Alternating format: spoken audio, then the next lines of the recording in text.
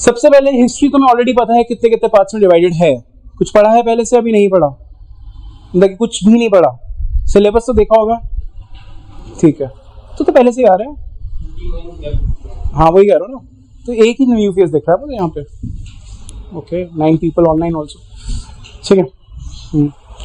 तो basic point यहाँ पर ये हिस्ट्री जो है that is divided into 6 modules, ठीक है। 6 कैसे कैसे, एंशिएंट जो कि हम स्टार्ट करने वाले हैं, medieval, modern, art and culture, world history and post independence history. So it's divided into 6 basic modules. Clear है बात, कोई प्रॉब्लम नहीं। अब जो इसमें से एंशिएंट है, मिडीवल है, मॉडर्न है प्लस आर्ट एंड कल्चर है, ठीक, ancient, medieval, modern and art and culture, ये सब जो चीजें हैं they are both for prelims and mains, दोनों के लिए है, ठीक। अब सेकंड इसमें आता है world plus post independence, world plus post independence, ये mainly for mains, mostly for mains है, लेकिन यूपीएससी का पैटर्न नजर देखते हुए we can not categorise entirely for mains, क्योंकि जैसे इंटरनेशनल रिलेशंस हैं they are mainly confined to the mains, but prelims के अंदर भी उसके क्वेश्चंस थे, ठीक है। उसी तरह पोस्ट वर्ल्ड के फिर भी नहीं होंगे, जो होंगे मेनली पोस्ट के, फिर भी तुम्हारे प्रीलिम्स एग्जामिनेशन के अंदर हो सकता है कि क्वेश्चंस हो, ठीक है। और जो पोस्ट इंडिपेंडेंस इंडिया है that is just not about history, that is about your science and technology also, that is about your polity also, that is about your economics also, ठीक है। तो 4-5 जो चीजें हैं उसके अंदर तुम कवर करोगे क्या, पोस्ट इंडिपेंडेंस हिस्ट्री, ठीक। तो ये थी basic delineation of the history syllabus, ठीक।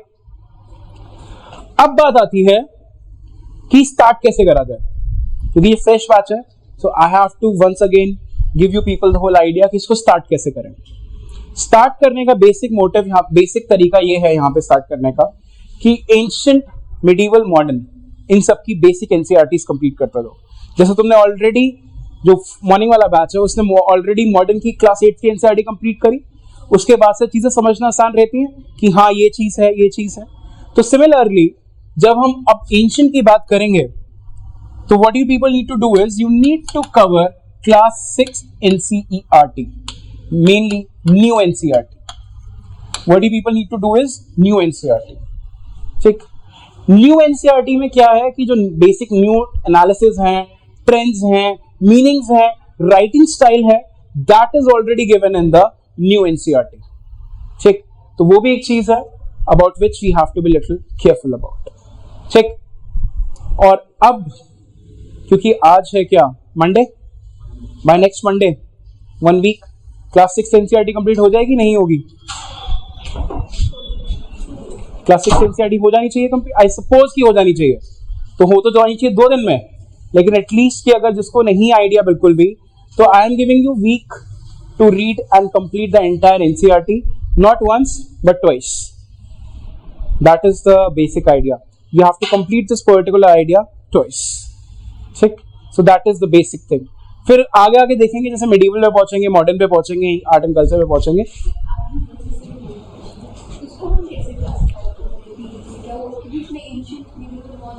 हाँ इसी तरीके से, उसी के तरीके से देखो कैसे वरने कब, जब हम बात करें आर्ट एंड कल्चर की, आर्ट एंड कल्चर जो है वो क्या रिफ्लेक्ट करता है, art and culture reflect the societies economy, societies polity and societies ideology, ठीक। When we talk about, for example, the Mauryan Empire, ठीक है, when you talk about the Mauryan Empire, so that was an amalgamation of Buddhist, Jain and Hindu ideas, तो उस तरीके से हम वहां पर वो चीजें देखते हैं। जब हम गुप्ता टाइम की तरफ जाते हैं तो we see the advent of temple architecture, जो था पहले भी, मगर इनके आने से क्या हुआ, उसमें थोड़ा और इंक्रीज हो गया टेम्पल आर्किटेक्चर के अंदर, ठीक। तो इस तरीके से वो चीज है। तो आर्ट एंड, और इसके बाद एक बहुत सिंपल सी चीज है, जैसे मिडीवल है, when you look at the art and culture of Akbar और you look at the art and culture of Shahjahan, दोनों में बेसिक फर्क क्या है, दोनों मैसिव हैं, मगर एक में लग्जूरियस प्रोडक्ट्स ज्यादा यूज कर रखे हैं और एक में एक बेसिक आइडिया दे रखा है। इसका मतलब है कि जो इकोनॉमी जो है, your economy is much more flourishing as compare to Akbar's economy, क्योंकि शाहजहां के टाइम पे you are using this whole idea of marble, और जो मार्बल है that is a much more expensive material as compare to this sandstone and other grey sand. और इसी sandstone से याद आया, Tughlaqs were actually known as the crisis period. So Tughlaqs के जब हम मॉन्यूमेंट्स देखते हैं, they are mainly the monuments which are there for the security purposes, ठीक है, they are for the defence of the city, and साथ साथ में जो उनका रॉ मटेरियल यूज हुआ है that is grey sandstone which is not very luxurious in nature. Now you understood art and culture किस तरीके से, म्यूजिक, आइडियोलॉजी, सब चीजें उसी टाइम पे एग्जैक्टली साथ साथ डेवलप होती। परफेक्ट है। आर्ट एंड कल्चर किस तरीके से, इसमें हम दो चीजें कर सकते हैं। ऐसे एंशिएंट पढ़ा हमने, एंशिएंट में हमने पढ़ने जो जो टॉपिक्स, उसका आर्ट एंड कल्चर भी साथ में कर सकते हैं, ठीक है। आई प्रेफर कि अलग करें, ठीक है, at least I will give you basic idea. Basic idea किस तरीके से कि हम इसको ये इस टाइम पे ये हुआ, इस टाइम पे ये हुआ, इस टाइम पे ये हुआ, वो कर करके वी कैन डू दिस, ठीक। परफेक्ट है। आर्ट एंड कल्चर समझ आ गया। Medieval everybody understands and modern तो everybody understands now. So you have any? I think you have been here before. अच्छा, you. Okay. Everybody was on a break, right? I am also on a break. मन लंबा सा है थोड़ा, लेकिन मेरा समझ आई बात, क्लियर है। एंशिएंट के बारे में समझ आ गया। अब एंशिएंट की बेसिक टेक्स्ट को पूरा करने के बाद what do people need to do is, after completing the class 6th NCERT, what you need to do is you need to go to class 11th or 12th, whatever it is, but the NCERT has been written by R.S. Sharma. NCERT has been written by R.S. Sharma, and this is the old NCERT. Old NCERT. R.S. Sharma. ठीक। अगर R.S. Sharma है तो ठीक है। अगर किसी को रोमेला थापर की ओल्ड NCERT मिलती है ना, अगर रोमेला थापर की मिलती है instead of R.S. Sharma, so that is a little better as compared to the writings of R.S. Sharma. अब वो तुम पे डिपेंड करेगा कि तुम कौन सी पढ़ना चाहते हो। Most of the people prefer R.S. Sharma, but Romila Thapar has also written a very interesting ideas. तो इसलिए तुम इसको यूज कर सकते हो। check. One of them for ancient. Either this or either this. ठीक है, परफेक्ट है। अब बात आती है उसके अलावा क्या, and then the last thing is selected pages from new NCERT. Selected pages from new NCERT. ठीक, पूरी नई NCERT नहीं पढ़नी है। What you only need to do is you need to read the selected pages from new NCERT. वो selected pages कौन से होंगे that I'll tell you in the class itself. और तुमने एक चीज देखी, लास्ट 3 years से यूपीएससी का ट्रेंड क्या रहा है, to focus more on the factual information. UPSC में यही ट्रेंड रहा है कि फैक्चुअल इंफॉर्मेशन पे ज्यादा। कल भी जो एग्जाम हुआ था ईपीएफओ यूपीएससी, तो उसके अंदर भी फैक्चुअल इंफॉर्मेशन है। इनफैक्ट उन्होंने ये भी क्वेश्चन पूछा हुआ था कल के एग्जाम में, to which god is the cave number 16, तुम्हारे आर्ट एंड कल्चर में से, to which god is the cave number 16 of the Ellora dedicated to, that is dedicated to Lord Shiva, because that cave is known as Kailash Nath. और वो जो temple है केव number 16 पे, that is the world's largest monolithic temple. monolithic का मतलब होता है single rock से बनाया हुआ, और उसका सबसे स्पेशलिटी क्या थी, सब चीजें नीचे से ऊपर बनती हैं, वो ऊपर से नीचे रॉक को काटते काटते लेके आए थे, and that was built during the time of a particular ruler known as Rashtrakutas. ठीक, क्लियर है, समझ आया कि किस तरीके से चीजें क्या क्या यहाँ पर पढ़नी है। क्योंकि आज ओरिएंटेशन क्लास है, we are going to take it nice and slow, only till 5:30, ठीक है। उसके बाद से we are going to start in the entire flow, ठीक, क्लियर है। तो समझ आ गया। Selected pages from new NCERT, class 11th, R S. Sharma. कोई प्रॉब्लम? इसके अलावा कुछ भी नहीं। इसके अलावा you do not need much. अब लोग कहते हैं कि सर ये भी पढ़ लें वो भी पढ़ लें, दैट इज नॉट पॉसिबल। अगर पढ़ना है तो फिर उपेंद्र सिंह भी पढ़ लेना। Upendra Singh is like, it's very good book, but that is something not suggested for the prelims examination. That is more for optional examination. अगर तुम्हें और ज्यादा पढ़ने का मन है ही ना कि हमें तो पढ़ना ही है, अगर किसी का अंदर से इच्छा जाग रही हो तो इग्नू नोट्स पढ़ लेना। IGNOU notes they are good. किसी ने ग्रेजुएशन करा है इग्नू से? कुछ भी करा है इग्नू से? नहीं। तो इग्नू नोट्स जो है ना, कभी देखना, ऑनलाइन आराम से मिल जाते हैं। They are pretty good and they systematized also. जैसे हम कॉलेज में क्या करते थे, when we were in college, ठीक है, तो we used to read 2 or 3 books for a particular topic. Notes में से बनते नहीं है, that is for sure. So what we used to do is we used to get the IGNOU notes के अंदर पढ़ा और उसके बाद रिवाइज हो गया and then we write in the exam. तो IGNOU notes are pretty easy, simple and well managed and easy to understand also. Language बहुत सिंपल है उसकी, अगर किसी का पढ़ने का मन करे तो। बाकी this is more than enough. अगर अभी भी मन नहीं भरा है तो आई कैन सजेस्ट यू, हर एक टॉपिक के लिए 2-3 बुक्स आराम से हो ही जाती हैं, जैसे कॉलेज में पढ़ा था। Because you are not doing PhD over here, so what you need to do is you need to keep your resources to the minimum and practice questions to the maximum. तो सबसे पहले एक topic खत्म करा, अभी नहीं, class 6 के NCERT नहीं, जब तुम सारा सिलेबस एक बार कंप्लीट कर लोगे, एक चैप्टर खत्म करा, look at the previous year questions, PYQs में क्या आया हुआ है। अब जो स्टार्टिंग हम करेंगे उसके अंदर मैं तुम्हें ऑलरेडी एक चीज और बता दूंगा कि ये प्रीलिम्स के लिए चैप्टर है या ये मेंस के लिए चैप्टर है या दोनों के लिए चैप्टर है। सो प्री हिस्टोरिक एज है। प्री हिस्टोरिक एज मतलब कि जिसमें स्टोन एज भी कह सकते हैं जिसको हम, वो सिर्फ चैप्टर किसके लिए है हर्षिका? प्रीलिम्स के लिए, मेंस के लिए? प्रीलिम्स के लिए है। Harappa for both. उसके बाद चैप्टर एक आता है वैसे बुद्धिज्म एंड जैनिज्म, वो भी दोनों के लिए है, ठीक, प्रीलिम्स के लिए भी है और मेंस के लिए भी है। मॉरियंस मेंस के लिए भी है, प्रीलिम्स के लिए भी है। तो इस तरीके से चैप्टर्स का डिविजन्स भी कर लेंगे, which are the chapters which are more important for the prelims, which are the chapters which are more important for the mains. साथ साथ में एक चीज और तुम्हें करनी है, क्या वो करनी है? Everyday newspaper only for me, the facts only related to the history portion. जैसे अभी रिसेंटली क्या है, आर्ट एंड कल्चर का पार्ट है वैसे तो वो, there recently a very renowned musician, I do not know how to pronounce his name because वही north east do not know how to pronounce the name of the south east. तो point is उसका जो name है I can't pronounce, ठीक है, मुझको 2-3 दिन लगेंगे क्लैरिफिकेशन आने में उसके। तो वो he was a great exponent of मृदंग। अभी थोड़ी देर पहले मैंने कुछ किसी और लोगों से पूछा मृदंग, तो मृदंग मुझे आंसर आया मृदंग। मृदंग is this, it's a kind of a percussion instrument, this is ढोलक। उसका एक फॉर्म होता है पखवाज एंड मृदंग is something which is used in the Carnatic music. हम एक चीज और पढ़ेंगे आर्ट एंड कल्चर में, Indian music, which is basically Hindustani classical music and Carnatic music, ठीक। अब जो कर्नाटिक, अब म्यूजिक इंस्ट्रूमेंट्स के बिना क्या म्यूजिक, या नहीं ना।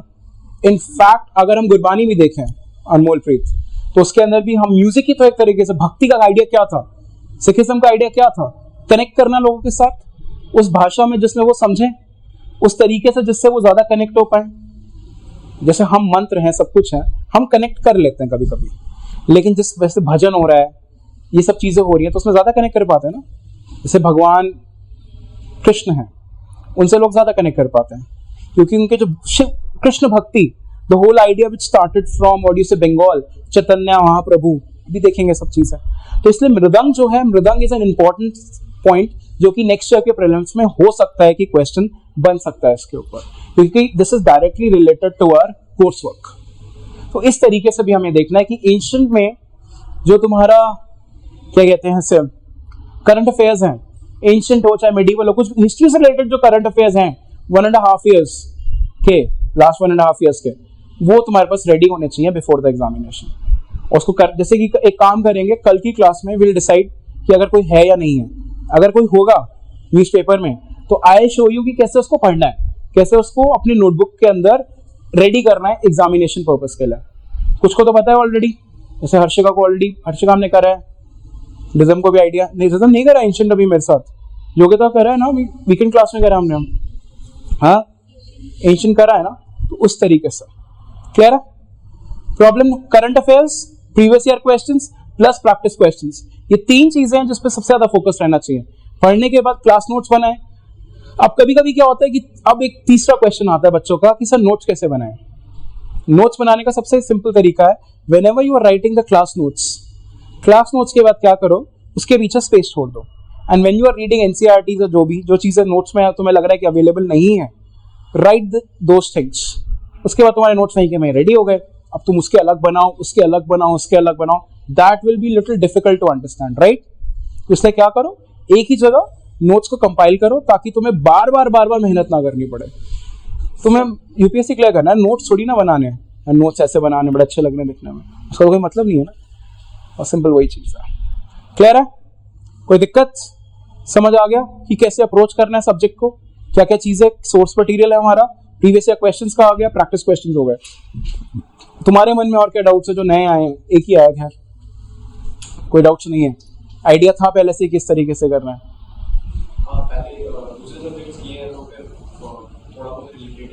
अच्छा अच्छा, ऑलरेडी करा है यहाँ पे सब,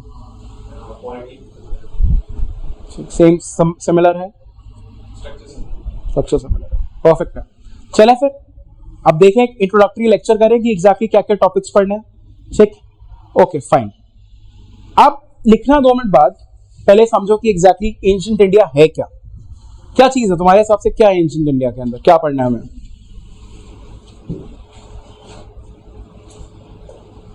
क्या लगता है, किताब के अलावा क्या पढ़ना है, टॉपिक्स में क्या पढ़ना है हमें? Scriptures, okay, like Ashoka scriptures, pillars, inscriptions, more ancient scripture in the sense what?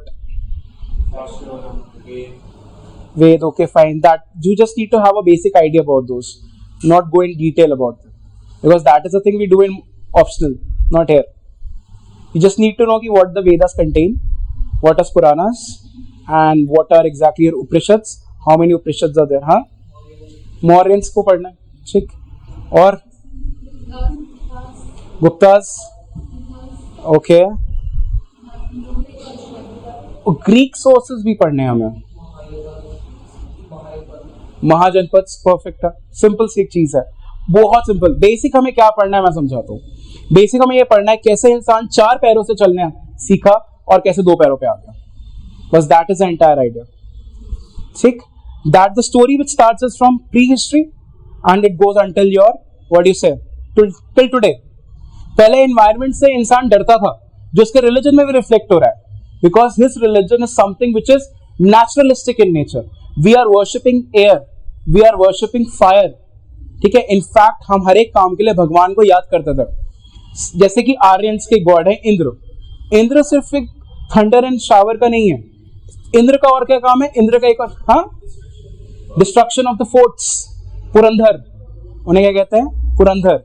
उसके बाद क्षेत्रपति, ठीक है, Urvara, that is the protector of the cultivated agricultural fields. तो अब एक पॉइंट है कि हम हर एक चीज से डरते थे पहले, हमें हर एक चीज एक सरप्राइज लगता है कि हाँ, एनवायरनमेंट में जो भी चीजें हैं they are very very surprising. ठीक, धीरे धीरे क्या होता है, इंसान जो है he becomes developed, and once he becomes developed what happens is he tries and control the environment, और धीरे धीरे कंट्रोल करने के साथ साथ वो क्या करना स्टार्ट कर देता है, he tries and exploit the environment to the sense कि कहीं ना कहीं अब he is just not afraid of the environment, he tries and manipulates the environment अपने तरीके से। क्लियर? ठीक, अब हम देख लेते हैं टॉपिक्स क्या क्या हैं। अच्छा, टॉपिक्स के पहले 2 चीजें और जो कि प्रीलिम्स एग्जाम में ऑलरेडी पूछी भी गई हैं। ठीक है, there are 3 things in history. One is the prehistory, next is your proto-history, and next is your history, या फिर you can say historical phase.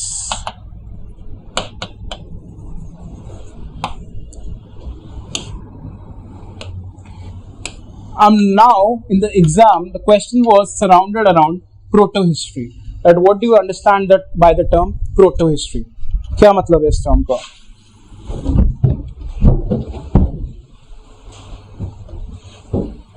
बताओ। That is there, but proto का मतलब क्या हुआ? Yes, proto Bengali language. ठीक, pre history, proto history and historical phase, ये 3 phases होते हैं हिस्ट्री राइटिंग में। सबसे पहले होता है प्री हिस्ट्री। इसके अंदर क्या है? Archaeological sources, archaeological sources are available. Archaeological sources क्या होते हैं? Your pottery, your coins, ठीक. उसके बाद what do you have? Settlements, drainage system, town planning. All these are tools. These are part of your archaeological sources. ठीक. And then what you have is archaeological sources के साथ साथ you have literary / written sources. Literary / written sources. तो इस time पे written sources are not available.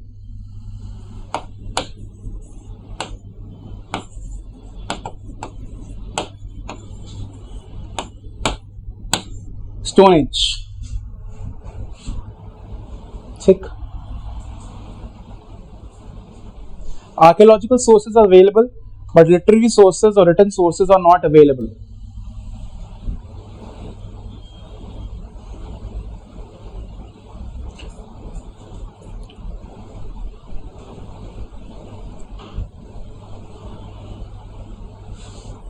Done. अब आई बात प्रोटो हिस्ट्री की.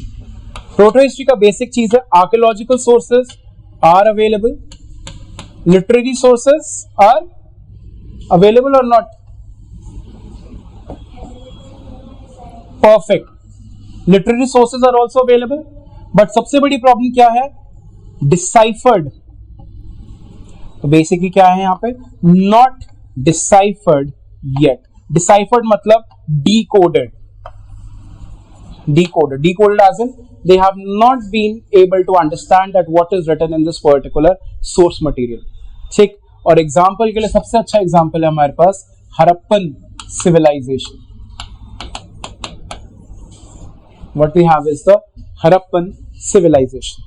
That is something which you understand by proto history.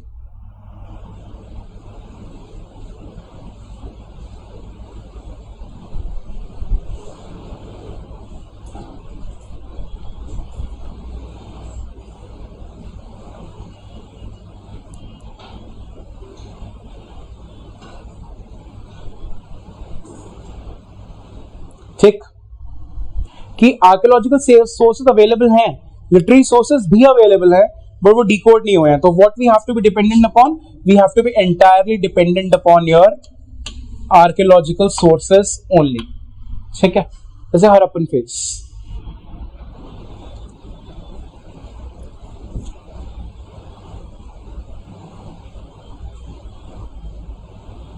चलें आगे. फिर आया हमारा हिस्टोरिकल फेज. हिस्टोरिकल फेज का स्पेस नहीं है तो तुम खुद ही लिख लो इसको. Archaeological sources available, literary sources available and deciphered. Vedic age is one, modern age is one. ठीक है, उन दोनों में. हाँ बिल्कुल, वैदिक एज भी एक बहुत अच्छा क्वेश्चन. ऐसे तो वो हिस्ट्री ऑप्शनल में क्वेश्चन आया था that for Vedic age we are not dependent upon archaeological sources but only on literary sources. Examine critically. जब यहाँ उन्होंने बोला examine critically, you just cannot prove the statement which is given in the question. What you need to do is you need to provide both the viewpoints, counter and for. Archaeological sources भी available हैं और literary sources भी available है, तो that is perfect. ठीक है. और historical source का एक और example हो सकता है तुम्हारा Mauryaans. ठीक है. Mauryan phase के अंदर क्या? अशोका के जो पिलर्स हैं, they were deciphered by James Princer, खरोस्ती, Brahmi and all these languages which are being used. तो जब वो decipher already हो चुकी है, तो we know about Ashoka not only from his archaeological sources but also from the inscriptions which have been written down on the pillars.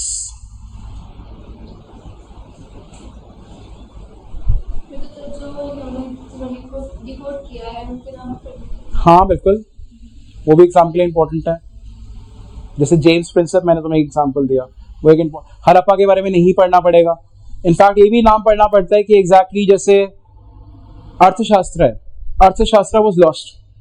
ठीक है, 1905 में इट वाज रीडिस्कवर्ड. तो रीडिस्कवर किसने करा? आर श्यामा शास्त्री. ठीक है, 1905 में. ठीक है, हम जब उस पर आएंगे then I will tell you about this. उसके साथ साथ जैसे एक टूल मिलेगा हमें, Pallavaram axe and Pallavaram is a place in Tamil Nadu.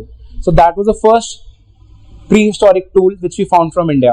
उसको निकाला किसने था खोज के? रॉबर्ट ब्रूस फूट.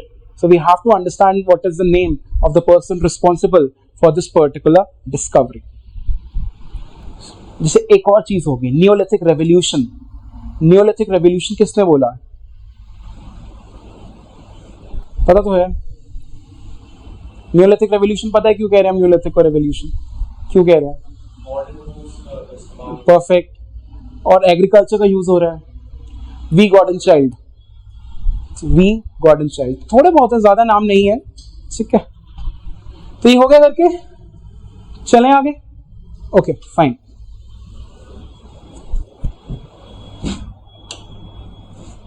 अब point is let's come to the topics कि क्या क्या टॉपिक्स पढ़ने हैं हमें.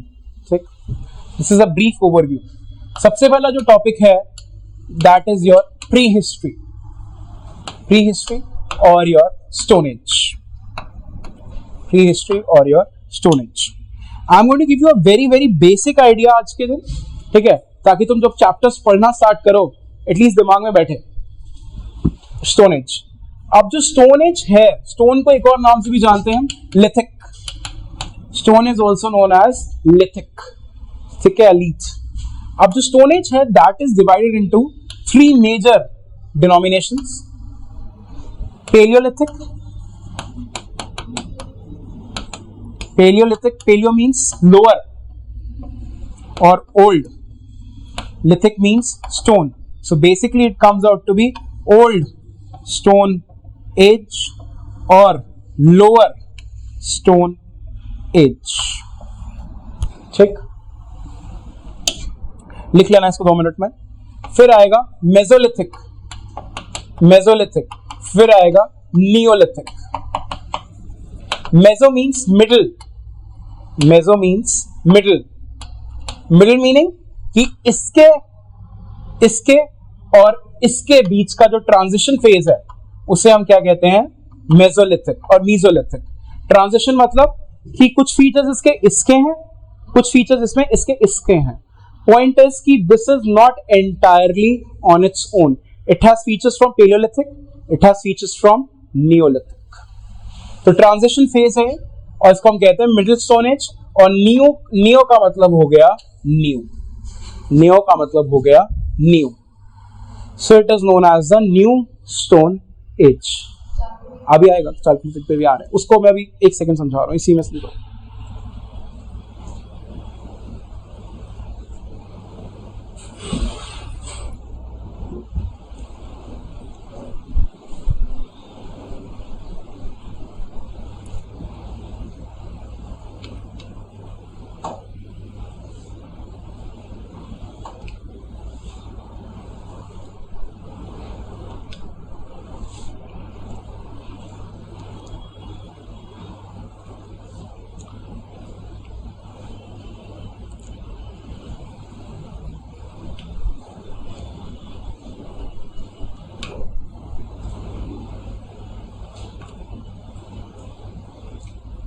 डन.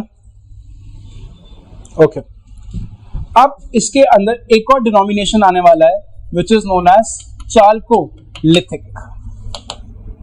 ठीक, चाल्को मतलब होता है copper plus lithic means stone.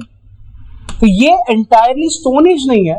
What we have is the first metal to be used by humans. So copper is the first metal which began to be used by humans. तो इस as में stone तो है ही, उसके साथ साथ we have the use of copper. So that is why it came to be known as Chalcolithic age.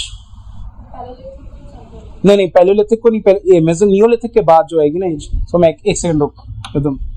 2, 3 and 4. अब it's fine.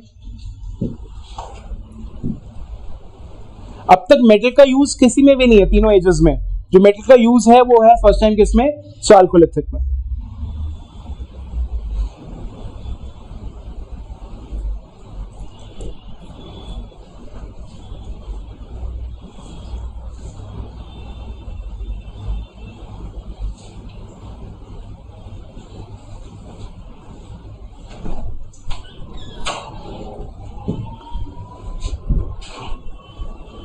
कहाँ से फिल करिए, कहाँ से भर के लेके आए हुए? ऊपर से नीचे से? वापस पूछा भाई, नीचे वाला नहीं, ऊपर से भर के लेके आओ।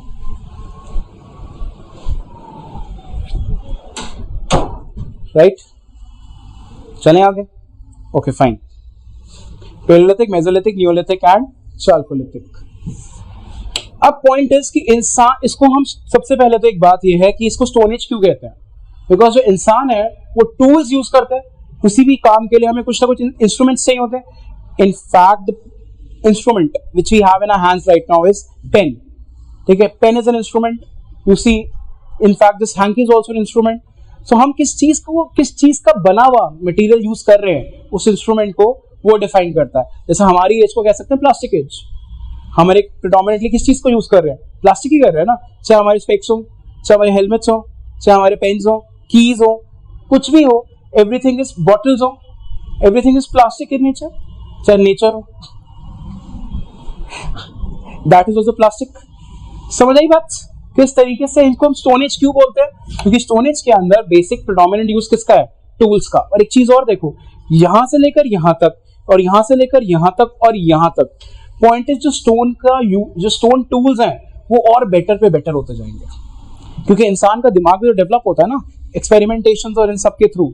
जैसे तुमने कंप्यूटर्स में विंडोज कौन सी यूज करना स्टार्ट करता? आई थिंक एक्सपी करा होगा, उससे पहले तो नहीं करी ना। एक्सपी जो थी, XP was one of the longest running. उसके बाद विंडो विस्टा आई, विंडो 7 आई, नहीं चल, वो window 7 still fine but Vista was horrible. 10 is still fine, 10 ठीक है, I don't like 10 but 10 is fine. ठीक है, तो वही चीज होता है ना कि धीरे धीरे क्या होता है, जो पहले वाली चीज में कमी हो हम उसको कंप्लीट करने के लिए उसको नेक्स्ट टाइम उसको और बेटर बनाते हैं, उसमें और प्रोग्रेस करते हैं। इस तरीके से ही होता है, ये होता नहीं होता। जैसे हमने एक बार एग्जाम दिया, हम नहीं क्लियर कर पाते तो हम क्या करते हैं? नेक्स्ट टाइम ज्यादा एफर्ट लगाते हैं, जब होल्ड छोड़ देते हैं। छोड़ना क्या करते हैं? घर वालों की इच्छा करवा देते हैं हम, ऐसा तो नहीं है ना। We put in more efforts, more concentration. तो वही चीज है, यहाँ पर टूल्स थे इतने बड़े, जितना पहले कंप्यूटर होता था एक रूम जितना बड़ा। ठीक है, फिर टूल्स क्या हुए? छोटे छोटे होने लगे। Meso means middle also, and also these are the medium tools. और फिर न्यूलिथिक में आते आते क्या हुआ? The tools they became much much better. इस तरीके से क्लियर है? तो this is the first topic which we are going to study. इसके अंदर एक और दो टर्म्स हैं जो मैं तुम्हें आज ही बता देता हूँ। होलोसीन, वैसे तो वो नीचे लिखना चाहिए था मुझे, और एक है Pleistocene. Holocene and Pleistocene. Holocene का मतलब क्या होता है? पहले सबसे पहले प्लेस्टोसीन समझते हैं। प्लेस्टोसीन होती है आइस एज। ठीक है, आइस एज जो है दैट वाज रफली from around 5 million years ago till 10,000 BC। 5 million years ago, आज से 50 लाख साल पहले से लेकर आज से 10,000 साल पहले तक रफली क्या थी? Ice as. आइस एज मतलब जो क्लाइमेट है दैट इज वेरी कोल्ड। ठीक है, वहां पर ऑलमोस्ट कोई लाइफ नहीं है, फ्लोरा फौना नहीं है। जैसे जैसे आइस मेल्ट होना स्टार्ट होगी वैसे वैसे लाइफ डेवलप होना स्टार्ट होगी। ठीक है, ह्यूमंस जो हैं वो बाहर आना स्टार्ट होंगे, वेजिटेशन होना स्टार्ट होगी, लाइफ धीरे धीरे इवॉल्व होना स्टार्ट होगी। तो उसको हम कहते हैं होलोसीन, और you can say that post ice age. Post ice age का मतलब होता है when the ice starts to melt and the conditions become better for living. जैसे हमारा सबसे ज्यादा काम, जैसे वैसे तो एक कालिदास का एक आइडिया है, मैं तुम्हें फिर भी समझाता हूँ। कालिदास ने किताब लिखी है, बुक लिखी है, इसका नाम है Ritu Samhar. That how the mind of a human being is throughout the 12 months of the year. जैसे हम लोगों का मन है, we are very happy during the time of what you say January February. Thank you. जनवरी और फरवरी में ज्यादा खुश रहते हैं या नहीं? स्प्रिंग होता है ना, क्योंकि उसमें ना ज्यादा ठंड होती ना ज्यादा गर्मी होती। ठीक, ज्यादा ठंड होती तो हमारा फिर काम करने का मन नहीं करता, गर्मी होती तो हमारा फिर काम करने का मन नहीं होता। स्प्रिंग में काम करना ही क्यों है? इतना अच्छा मौसम, कितना मौसम ऐसे ही करते हैं। ये तो नॉर्मल ह्यूमन बीइंग्स है। समझ आई बात? तो इंसान का जो क्लाइमेट है, सब कुछ है, वो डिफाइन करता है कि वो कैसे काम करेगा। ऐसे एक छोटा सा एग्जांपल देता हूँ बुद्धिज्म एंड जैनिज्म का। When we talk about Buddhism and Jainism, they started to rise around 6th century BC। जब वो 6th century BC के अराउंड राइज करना स्टार्ट करे बुद्धिज्म और Jainism, what you need to understand is situation was also apt for their rise या नहीं? Society transition की तरफ जा रही थी ना, आयरन की डिस्कवरी हो गई थी ऑलरेडी। आयरन की डिस्कवरी से एग्रीकल्चर हो रहा था, एग्रीकल्चर से ट्रेड हो रहा था, ट्रेड होने से internal trade, external trade develop हो रहे थे। तो ट्रेडर्स का इंपॉर्टेंस बढ़ रहा था। और इसके अंदर लोग आए कौन? ट्रेडर्स आए बुद्धिज्म जैनिज्म में, और lower sections of the society आए जिन्हें ब्राह्मणिकल सोसाइटी के अंदर प्रेस्टीजेस नहीं मिल रही थी, प्रिविलेजेस नहीं मिल रहे थे। तो यही हुआ ना सोसाइटी। और क्या कहते हैं इसे, ये डेवलप इसलिए भी हुए क्योंकि अब तुम्हें पता है कि अगर तुमसे बैठोगे ना और अपनी ज्ञान बांटोगे, उससे क्या होगा, तुम्हें उसके बाद भी खाने को खाना मिलेगा। पहले ऐसा नहीं था, everybody has to be the producer earlier.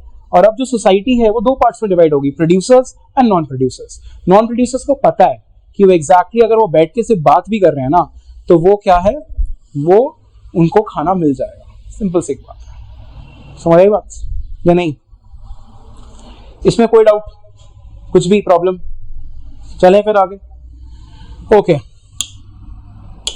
Next topic क्या है, which is your Harappan civilisation. Next topic is your Harappan civilisation.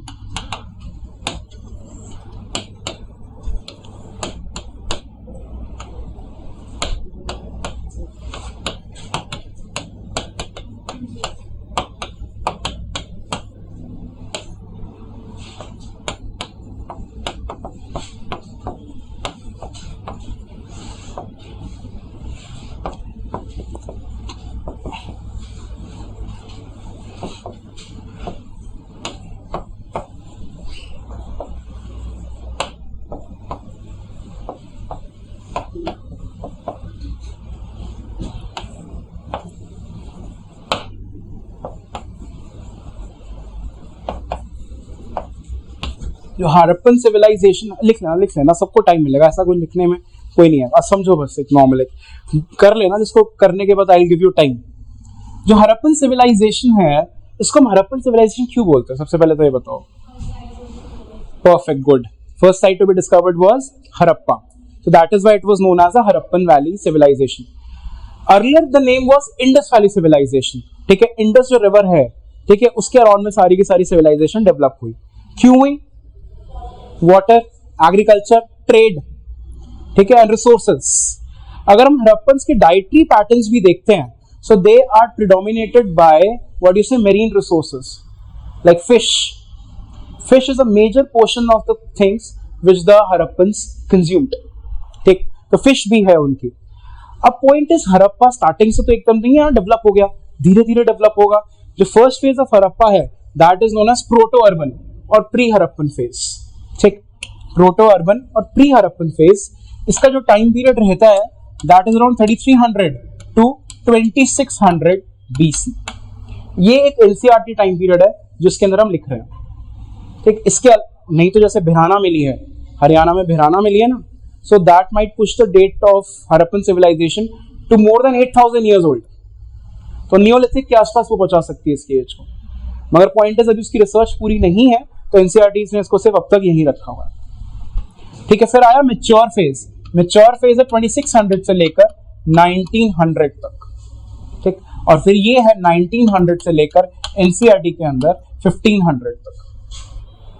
ये बहुत ही नीट डिविजन्स हैं कि हाँ ऐसा था, हमें समझाने की कोशिश है, बट पॉइंट इज ऐसा नहीं था। ये डिविजन्स नीट नहीं थी, ये हमने बनाई है इसको इतनी नीट, क्योंकि एक बहुत सिंपल सी चीज है। जो हम लेट हड़प्पा की बात करते हैं, तो यहां पर हम एक सेक्शन पढ़ेंगे जिसका नाम है डिक्लाइन। डिक्लाइन का मतलब ये नहीं कि जो यहाँ पर चीजें थी वो पूरी पूरी यहां तक आते आते खत्म हो गई। डिक्लाइन का मतलब ये है that the late Harappa is a complex interplay of change and continuity. कुछ चीजें चेंज हुई हैं और कुछ चीजें वैसे के वैसे ही चल रही हैं। So that is what late Harappa is all about. Perfect है। तो तीन चीजें इसके अंदर हमने देखनी है। तो ये टॉपिक जो है प्री और मेंस दोनों के लिए इंपॉर्टेंट है। और इसको सिर्फ इंडस वाली सिविलाइजेशन कहना भी गलत होगा। It is also known as the Indus Ghaggar civilisation. Ghaggar is a river, ठीक है, which when flows in India is known as Ghaggar. When it goes to Pakistan, it is known as Hakra. तो उसके around भी सारी settlements हैं सारी, ठीक।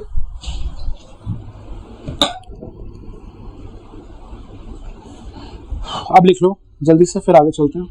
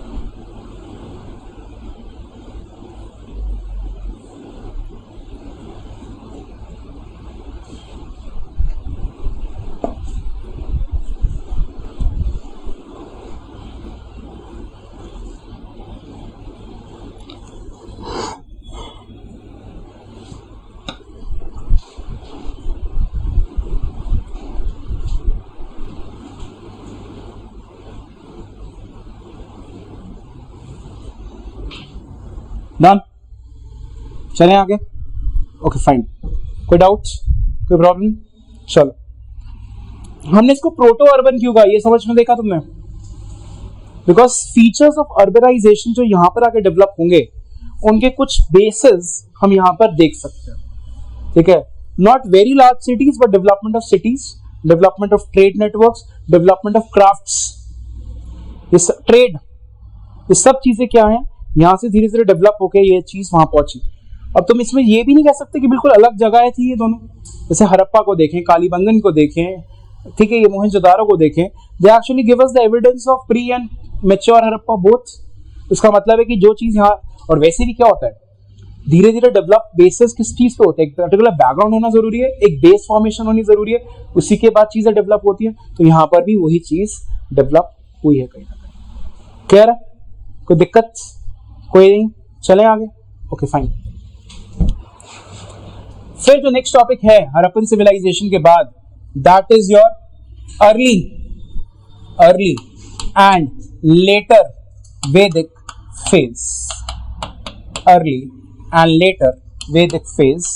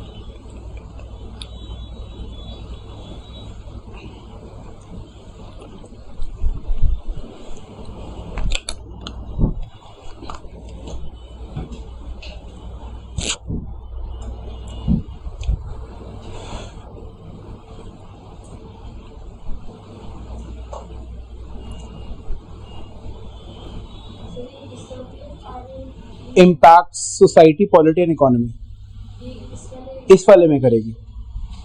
जैसे यहां से अभी मैं लिख लिया या पहले समझाऊं? Okay fine. अब देखो, अर्ली वैदिक में रिदम और लेटर वैदिक को हम क्यों वो करते हैं, डिफरेंशिएट करते हैं? Because there is this usages of the thing known as iron. अब तुम कहोगे आयरन से क्या? आयरन में जो डिस्कवरी हुई है, आयरन से सबसे इंपॉर्टेंट क्या होगा? एग्रीकल्चर। एग्रीकल्चर के साथ साथ क्या सीन है, जो हमारे फॉरेस्ट हैं, फॉरेस्ट को हम क्लियर कर सकते हो and we can use its resources like wood plus animals, plus साथ साथ में जो इसको फॉरेस्ट को हमने क्लियर करा उससे हम एग्रीकल्चर भी कर सकते हैं। सो सोसाइटी धीरे धीरे डेवलप होगी। जैसे यहां पर जो सोसाइटी है that is more pastoral in nature, that is more pastoral, and when we go towards the later Vedic, society is more settled and agricultural in nature. ठीक, तो इस तरीके से डिस्कवरी ऑफ आयरन जो है वो तुम्हारी इकोनॉमी और सोसाइटी पे और पॉलिटी पे, तीनों चीजों पे कहीं ना कहीं इंपैक्ट करेगा। कैसे? सोसाइटी तुमने देखा, एक और इंपैक्ट बताता हूं। अब जो ये वाली सोसाइटी है अर्ली वैदिक, तो ये people are not settled in a particular place, they are nomads, they are having a semi nomadic lifestyle. और सेमी नोमैडिक लाइफस्टाइल में क्या है, तो women are also given a proper importance because they are also important part of their economic system. तो उनको political freedom मिलती है, उनको अपना खुद का हस्बैंड चूज करने की फ्रीडम मिलती है, उन्हें एजुकेशन मिलती है, ठीक है, उन्हें पॉलिटिकल डिसीजंस मिलते हैं लेने के लिए। लेकिन वो हम यहां तक पहुंचते हैं तो धीरे धीरे वुमेन को कंट्रोल करने की कोशिश करी जाती है। क्यों? क्योंकि अब जो एग्रीकल्चर है that is mainly male dominated, क्योंकि एग्रीकल्चर में आप टूल्स यूज कर रहे हो, सब कुछ कर रहे हो, that is a male dominated society. और आपको क्या करना पड़ता है, अपना कंट्रोल एस्टैब्लिश करने के लिए वुमेन को कहीं ना कहीं कंट्रोल करके रखना पड़ता है। तो उनके पॉलिटिकल फ्रीडम खत्म, एजुकेशन खत्म, इनफैक्ट जो आइडिया था कि यहां पर वो अपना लाइफ पार्टनर खुद चूज कर सकती हैं, दैट ऑल्सो वेंट अवे। वो भी खत्म हो गया। जैसे आजकल तो है, बीच में नहीं। और आजकल भी सिर्फ एक मेट्रोपॉलिटन सिटी को लेके नहीं देख सकते हम, अगर हम दिल्ली के बाहर भी जाते हैं ना, तो women do not have much of choices। ये हैं, हाँ, तो women की जो पोजीशन है वो कहीं ना कहीं डिग्रेड हुई है सोसाइटी के अंदर, अपग्रेड नहीं हुई है। तो ये सबसे बड़ी प्रॉब्लम है। जो भी ट्राइबल सोसाइटीज होंगी, नोमैडिक सोसाइटीज होंगी, वहां पर women ज्यादा स्ट्रांग है as compared to the males। You look at Manipur, you look at Mizoram, you have tribes which are matriarchal in nature। Matriarchal means the predominance of the mother or predominance of the women as compared to the patriarchal society in which we are living in,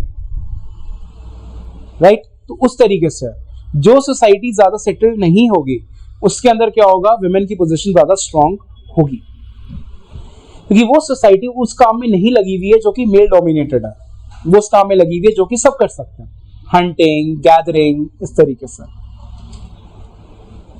अगर north east गई है, north east या south नहीं, when you go to north east, खासकर दार्जिलिंग और ये सब असम वाली जगह पे, जो गुजरात में भी कुछ हद तक, लेकिन हाँ हम नॉर्थ ईस्ट की तरफ रहते हैं, वहां पर जो ज्यादा मार्केट्स में होते हैं वो मेन नहीं होते, वो लेडीज होती हैं। मतलब ladies are there in every shop. Men तो उनको बस हेल्प करने के लिए होता है, बट वो सब चला, मेजर जो बिजनेसेस रन करते हैं ना नॉर्थ ईस्ट में, वो विमेन ही करती हैं रन, ठीक, क्योंकि उनके सोसाइटी का कैरेक्टर बड़ा डिफरेंट है हमारी सोसाइटी से। हमारी सोसाइटी में बिल्कुल डिफरेंट है। अगर हमारी सोसाइटी के अंदर कोई विमेन दुकान पे जाके बैठ जाएगी तो क्या होगा, मुझे बताना पड़ेगा, समझ आ गया समझ आ गया ना, बस वही होगा, ठीक। जैसे हमारी फैमिली में एक के हस्बैंड की डेथ हो गई, अब उसके अच्छा खासा बिजनेस था गारमेंट्स का, था मतलब सॉरी है, ठीक है। अब क्या हुआ, उसके बच्चे छोटे हैं, and then she had to sit on that particular shop. अब परिवार वाले मन लग गए, ये देखो लेडीज बैठी है, ये कैसी है, ये है वो है, बोलते नॉर्मल है, बोलेंगे। उन्होंने चिंता नहीं करी और उन्होंने बैठा, और 10-15 ईयर्स बाद जब उनके बच्चे बड़े हुए तो उन्होंने वो संभाल लिया आगे। तो उनकी मदर ने किसी के सामने हाथ तो नहीं फैलाया ना, हाथ फैलाना is fine with the patriarchal society, but अपना इंडिपेंडेंट होना is not fine with the patriarchal society. This is double standards, समझ आइए बात। हमारी सोसाइटी डिग्रेड करी है एज कंपेयर टू वुमेन। पहले शूद्रास को भी they were given some rights, but as we go towards there, Shudras came to be more exploited by the upper sections of the society. In fact, we have the evidence of the fifth varna, which is known as untouchables. Huh? Have you read about Socrates or Plato? Ethics में थोड़ा बहुत पढ़ा होगा, हाँ? Ethics में पढ़ा है? PSI में पढ़ा है, ठीक। क्या पढ़ा है सोक्रेटिस के बारे में?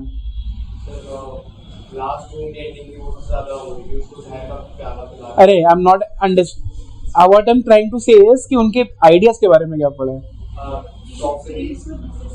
यस, जहर का प्याला इज फाइन, बट पॉइंट वो तो हो गए। Galileo Galilei, he had a little argument with the church and he was burned down। तो वो होगा, उन्होंने क्या बोला है, दैट स्लेवरी, उसकी उनकी बुक भी है, आई थिंक प्लाटो की है बुक, प्लाटो की है रिपब्लिक। तो point is, if you read that particular book Plato की या सॉक्रेटिस के बारे में भी, you will understand one thing, that he has tried to differentiate between the society, जो कि लोग हायर इंटेलिजेंस की तरफ जाएंगे। हाँ, गोल्ड सिल्वर एंड ब्रॉन्ज वाला तो कॉन्सेप्ट है ही, जो महात्मा गांधी भी बाद में यूज करते हैं, महात्मा गांधी, अंबेडकर भी इनफैक्ट यूज करते हैं उसको, ठीक है। वो दिखता नहीं है कि वो यूज करते हैं, बट वो जिसको पता है वो उस बात को समझ सकता है, ठीक। तो इसके अंदर क्या होता है, सोक्रेटिस, प्लाटो, ये सब लोग क्या कहते हैं, that what you need is the prevalence of slavery in the society, because when you are going to have slaves in the society, then you can free your mind of the mundane task of the society, झाड़ू पोछा, बर्तन, खाना बनाना, ठीक है, ये सब चीजें जो है, these are the mundane task. अगर हम सोचो इसी में लगे रहेंगे तो फिर हम बाकी काम कब करेंगे, इंटेलेक्चुअल थिंकिंग कब करेंगे। और तुम एक चीज ये देखो, हमारी सोसाइटी में वुमेन को इसी काम में लगाया जाता है।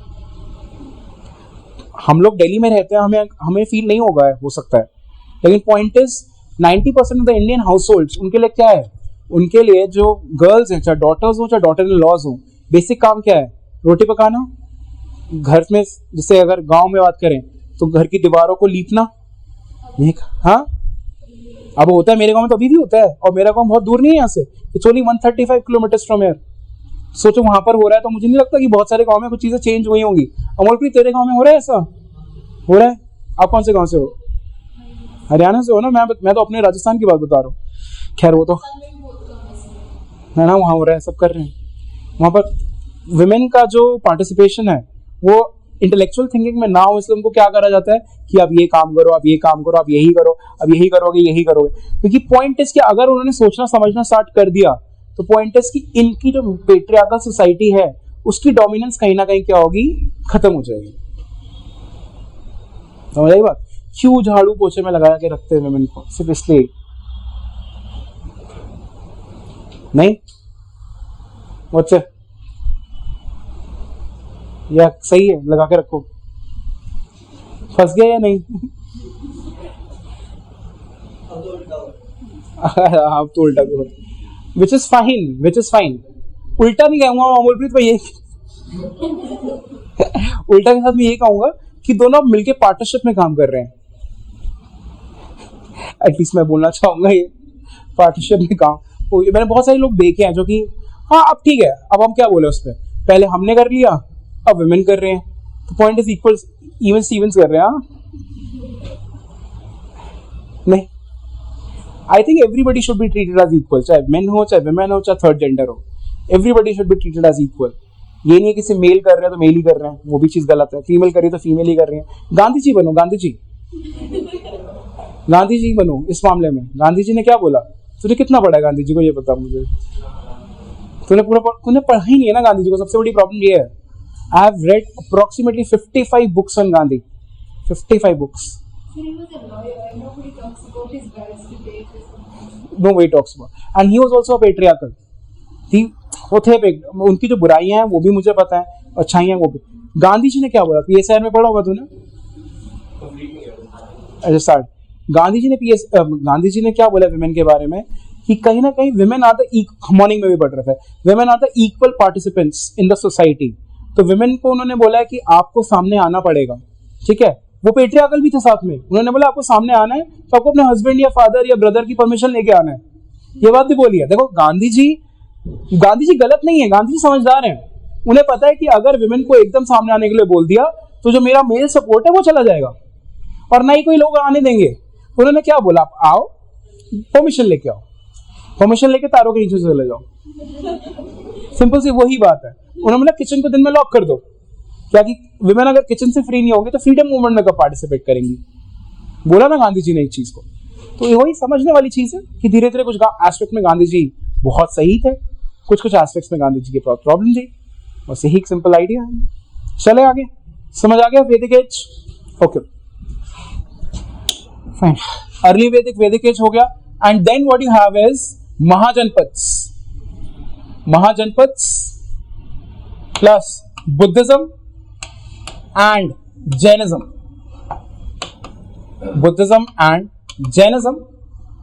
और महाजनपथ में एक और चीज भी है which is the rise of Magadha,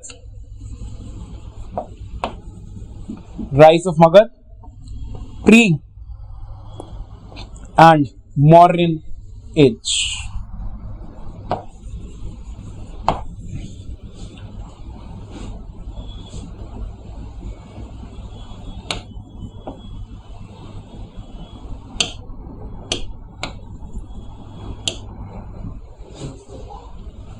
pre and modern age, Mahajanapada, Buddhism, Jainism. अच्छा एक चीज और कर सकते हैं हम, बुद्धिज्म जैनिज्म को इसी में कंप्लीट कर देंगे, आर्ट एंड कल्चर तक लेके नहीं चलेंगे इसको। फिर आर्ट एंड कल्चर में हम कम क्लासेस कर सकते हैं, कम क्लासेस में ज्यादा काम खत्म कर सकते हैं। या फिर हाँ देखो, आर्ट एंड कल्चर में you have to study religion, so उसके अंदर बुद्धिज्म जैनिज्म उस टाइम पे पढ़ना है या पढ़ना है। 2-3 दिन है तो हमारे पास, अभी 4 दिन है, डिसाइड कर लेना, ठीक है। Then will move accordingly.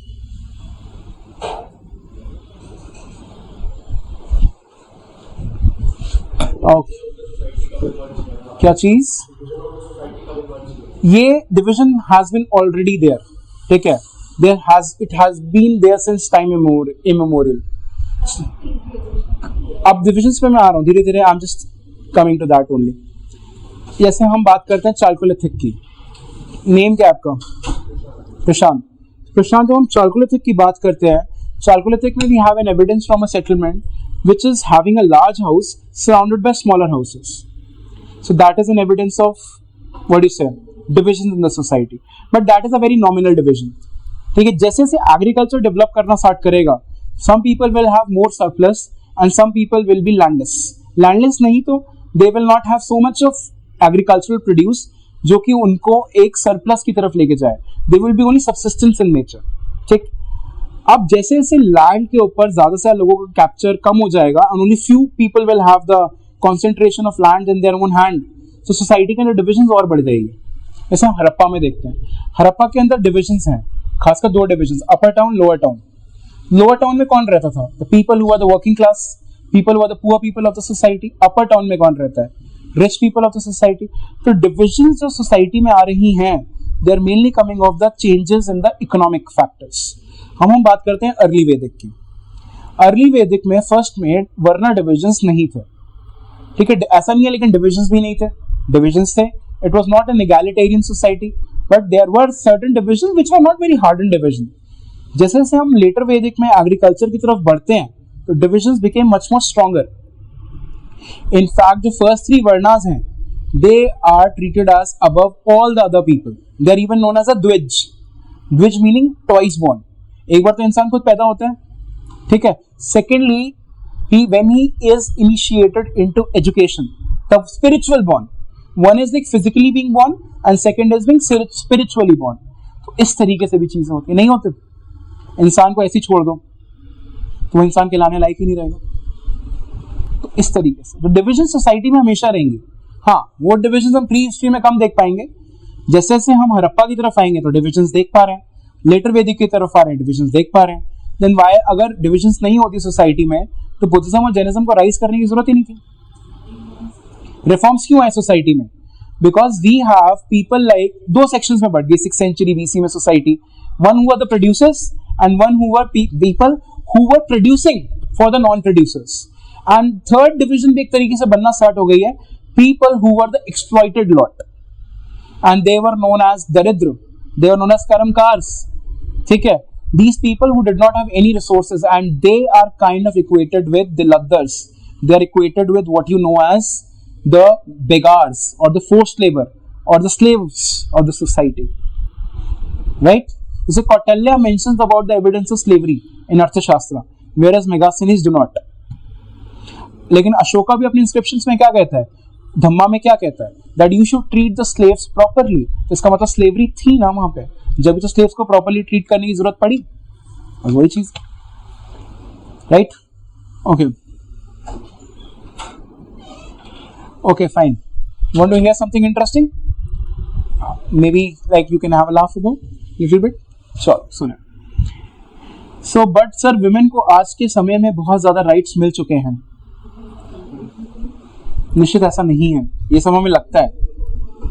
Sir, अब मेंस का एक्सप्लॉयटेशन होने लगा है. परफेक्ट. स्कूल्स एंड कॉलेजेस में. हाँ, तेरी साइड ले रहा है. साइड किसी की नहीं लेनी चाहिए. हमें रहना चाहिए कि दोनों को इक्वल ट्रीट करोगे तभी सोसाइटी आगे चलेगी, राइट? देखो, सबके सिस्टर्स भी हैं, सबके मदर्स भी हैं. तो अब सोचो ना कि अगर उनके साथ गलत हो रहा है या फिर हमारे साथ गलत हो रहा है, दोनों को अपने तरफ रख के देखना पड़ेगा ना. सोसाइटी में हमें दोनों का साथ देना पड़ेगा. अब कुछ लोग होते हैं जिनकी बस की कुछ नहीं होती है, अब उसका कुछ नहीं कर सकते हम. ये है सोसाइटी में, we have people who are spineless, then we can not do anything about that. थोड़ा तो जाकिर खान बनना पड़ेगा, राइट? चलें सर आगे चलें. Okay, fine. सो इसमें आ गया rise of Magadh.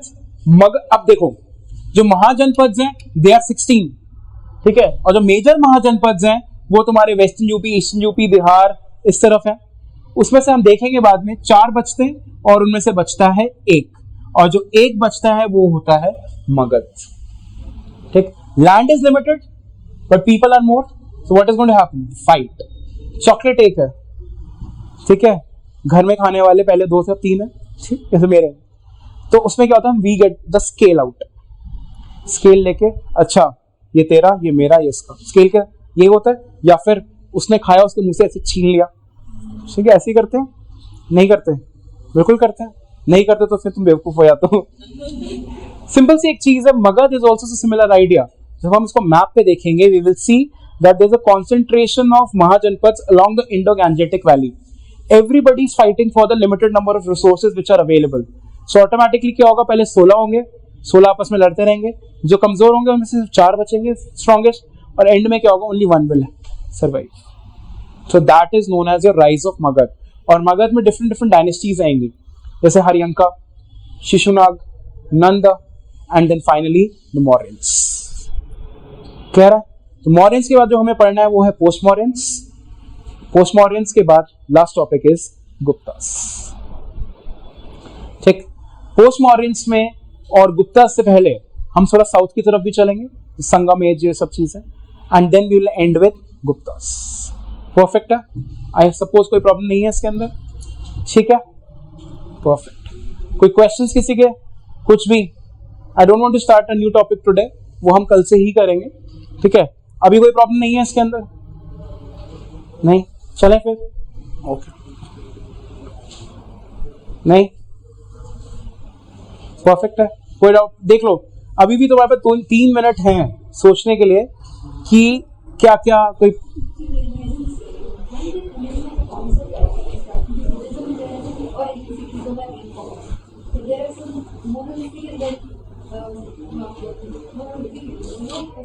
monoistic, monotheistic, and what do you say, polytheistic.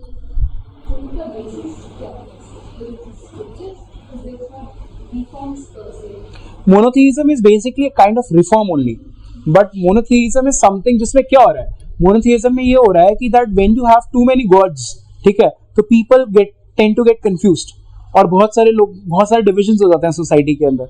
What the focus is that we only need to have a single god, that is known as monotheism, या फिर what you can say Advaita.